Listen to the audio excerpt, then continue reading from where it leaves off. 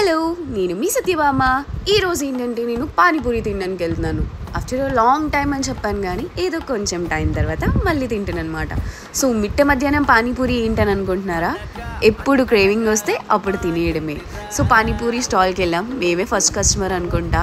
So panipuri ready చేసే విధానం చూస్తుంటే నాకు చాలా బాగుంటుంది అనిపిస్తుంది. సో ఇక్కడ అమెజాన్ ఎదురుగా ఉన్న ఫుడ్ స్ట్రీట్కి వెళ్ళాము. అక్కడ పానీపూరి బాగుంటుందని నేను విన్నాను, ఎందుకంటే ఇక్కడ మా ఫ్రెండ్స్ ముందు వీడియోలో ఆల్రెడీ ట్రై చేశారు. బాగుంటుంది సత్యపద అని చెప్తే వెళ్ళాను. పానీపూరి తినే టైం వచ్చింది అన్నమాట. భయ్యా ప్లేట్ ఇచ్చాడు, ప్యాజ్ వేసాడు. నాకు హిందీలో వచ్చిన ఒకే ఒక్క పదం భయ్యా తోడా ప్యాజ్ డాలో.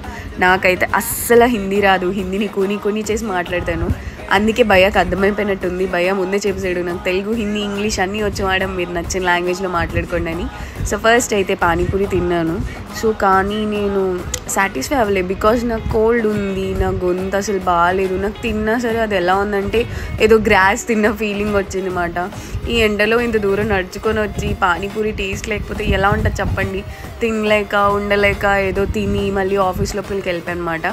ఆఫీస్లోకి వెళ్ళి క్యాఫెటేరియాకి వెళ్ళి ఏమైనా చూద్దామా, కారంగా ఏమైనా తినాలని ఉంది, గొంతు బాగాలేదు, కోల్డ్ వచ్చింది, ఏం చేయాలని మళ్ళీ లిఫ్ట్ ఎక్కి మళ్ళీ క్యాఫెటేరియాకి వెళ్ళాము. క్యాఫెటేరియాకి వెళ్ళి చూస్తే అన్నీ లంచ్ ఐటమ్స్ ఉన్నాయి, ఎందుకంటే ఇది ఆఫ్టర్నూన్. సో ఈవినింగ్ స్నాక్స్కి ఏమైనా ట్రై చేద్దామని చూస్తే మా ఫ్రెండ్ ఏమో ఐస్ క్రీమ్ కావాలని, సరే అని నన్ను సజెస్ట్ చేయమంటే నా ఫ్రెండ్స్ ఒక ఫ్లేవర్ ఆఫ్ ఐస్ క్రీమ్ తింటుంటే చాలా బాగుంటుందని చెప్పారు. అది బిస్కోఫీ ఐస్ క్రీమ్ అన్నమాట.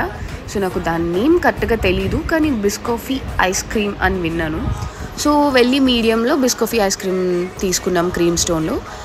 అయితే అక్కడ ఎలా చేస్తున్నారంటే వాళ్ళు సమ్ బిస్కెట్ పౌడర్ వేసి ఒక ఐస్ క్రీమ్ రోల్ చేసి వేఫల్ పెట్టి బిస్కెట్ పెట్టి ఇచ్చారు.